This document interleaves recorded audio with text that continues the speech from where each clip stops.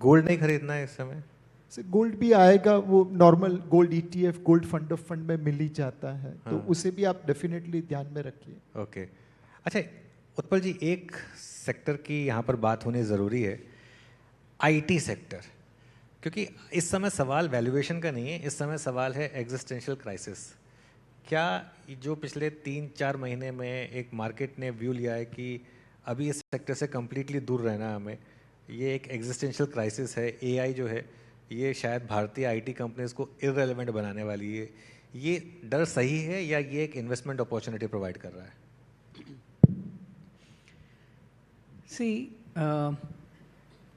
हम IT services की बात को थोड़ा वाइडर कैनवस पे देखते हैं। बिल्कुल। कि world wide today disruption is the greatest that it has ever been. Second is, in Indian markets, there is a dislocation. Whether it is IT services, whether it is banks, the valuations are close to the lowest that we have seen in a long, long time. So I will call this as dislocation. It is very rare to get disruption and dislocation together. The third component is that simultaneously you also have what we call as access to disruptors, meaning there is a whole new genre of companies and entrepreneurs and business models to which the public market did not have access to earlier. जैसे कि लेंसकार्ट है या अर्बन कंपनी है etcetera, I mean Zomato, Blinkit, these are business जो AI को use कर रही हैं, बेसिकली टेक्नोलॉजी को यूज कर रहे हैं। Okay, let's put it that way. Okay. So we have access to disruptors. ये तीन चीजें एक साथ हो रही है, और उसके साथ एक चौथी चीज हो रही है which is a deglobalization. In the history of investing एक साथ ऐसे 4 फोर्सेस साथ में नहीं आए। So we must recognize that we are in unprecedented times. And in these times, great wealth will be created and great wealth will be destroyed also. Which is the principle of creative destruction that we spoke of. Now, मुझे नहीं लगता है कि this is an existential question for IT services. Not at all. Okay. I think their cash flows, etc., for the foreseeable future are all visible and protected. I think the market is signaling that the terminal value has reduced. And when terminal value reduces, it leads to a multiple derating or a multiple compression. We have to respect the signal that the market is giving. At some point of time, it will create a deep value situation. बिल्कुल। We may not be very far from that. नमनीत जी, अनुज भाई उन्होंने कुछ D बोले, disruption, dislocation, D globalisation, चौथा कुछ और था। अब मैं बोलता हूँ 5-6 डी हमारे देश के: democracy, demographics, demand, digitalization, D leverage balance sheet, और 5 से भी सबसे बड़ा है डिटर्मिनेशन। बिल्कुल, डिटर्मिनेशन की तो खैर इस देश में कमी नहीं है, ये तो मानना होगा। हमारे यहाँ जब मैं नीलेश भाई बात करते रहे, जब तक चुनौती नहीं आती है ना, तब तक थोड़ा सा हम सो जाते हैं, जगते नहीं। अभी इतनी चुनौतियां आई है ना पिछले कुछ वर्षों में, इसलिए अब हम बहुत जोर से जगेंगे। वही है, जब तक मेरा एग्जाम अगले दिन नहीं होता था तब तक पढ़ते नहीं थे कि अच्छा कल एग्जाम है, पढ़ना पड़ेगा।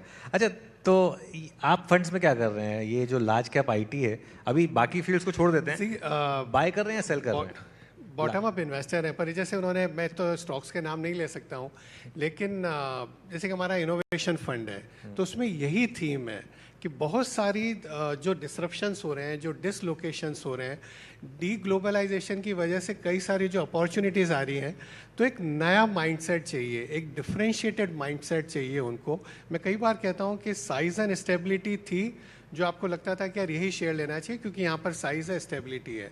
अब हम जिस युग में हैं जहाँ पर इतने परिवर्तन हो रहे हैं, कंज्यूमर का बिहेवियर चेंज हो रहा है, टेक्नोलॉजिकल चेंजेस हो रहे हैं, पॉलिसी में चेंजेस हो रहे हैं, जियो पॉलिटिकल चेंजेस हो रहे हैं, इतने चेंजेस हो रहे हैं, फैक्टर मार्केट्स है, चाहे लेबर है, चाहे एवरीथिंग में चेंजेस हो रहे हैं, तो उसमें जो निम्बलनेस और एजिलिटी है वो प्रीमियम पे ट्रेड होगी और वो प्रीमियम पर ट्रेड हो रही है। अब लोग ट्रेडिशनल वैल्यूएशन लगा रहे हैं कि ये कैसे हो सकता है, पर वो निम्बलनेस और एजिलिटी है। और इसलिए हमने देखा है, जो आपने एंथ्रोपिक का एग्जांपल दिया या यूएस का एग्जांपल दिए कि 4 साल पुरानी कंपनी $1 ट्रिलियन हो गई, हमारे यहाँ नहीं होगी। हमारा ऐसा साइज़ नहीं है, ऐसी कैपिटल इतनी इजीली अवेलेबल नहीं है कि कोई 500-700 बिलियन डॉलर के वैल्यूएशन पे 25-50 बिलियन डॉलर दे दे उनको। लेकिन जितनी भी अवेलेबल है, frugal engineering, size of the market and now that capital is available, आप देखेंगे ऐसी मतलब ऐसी एंथ्रोपिक जैसी बड़ी शायद नहीं बनेगी, एक जनरेशन लग जाएगी, लेकिन कई जिस तरह से हमने कंपनियां देखी हैं पिछले कुछ वर्षों में, मुझे लगता है उनमें बहुत पोटेंशियल है। ओके, नीलेश भाई, आप अग्री करेंगे इस बात से या फिर आपको लगता है कि अभी थोड़ा इस सेक्टर को छोड़ दें कुछ समय के लिए? अनुज भाई, हम लोग बहुत कॉन्फिडेंट नहीं है आईटी सेक्टर के ऊपर, बिकॉज रोज अलग अलग इंफॉर्मेशन आती है। बट जैसे उत्पल भाई ने कहा, it is not about near term और near to medium term, it is all about long term terminal value. And इस वक्त हम ये सोच के चल रहे हैं कि कुछ कंपनी विनर होगी, कुछ कंपनी लूजर्स होगी। जैसे नवनीत ने कहा, जो निम्बल है वो तो कहीं ना कहीं से ग्रोथ लेके आएगी, और जो डायनासोर है वो एक्सटिंक्ट हो जाएगी। अब कौन सी कंपनी निम्बल रहेगी?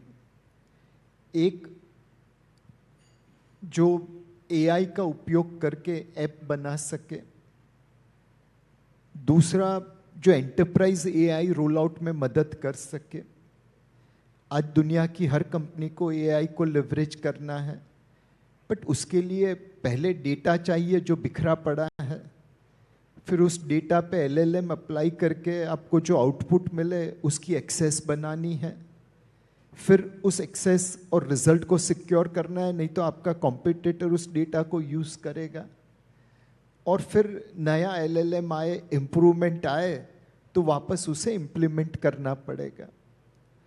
तो एंटरप्राइज एआई एक बड़ी मार्केट बनेगा, और अगर हमारी कंपनी अपने एम्प्लॉयज़ को एआई में माहिर बना दे तो वो दुनिया की कंपनी से बिजनेस लेके आएंगे। तो इस वक्त हम ये सोच के निवेश कर रहे हैं कि उस आईटी कंपनी में निवेश करें जहाँ पे आपको पॉसिबिलिटी ज़्यादा लगती है कि ये एआई को लिवरेज करके अपनी बिजनेस ग्रोथ, इंडस्ट्री ग्रोथ से ज़्यादा बढ़ा पाएंगे। ऑब्वियसली जैसे उत्पल भाई ने कहा, ये ग्रेटेस्ट वेल्थ क्रिएशन अपॉर्चुनिटी है और ग्रेटेस्ट वेल्थ डिस्ट्रक्शन रिस्क भी है।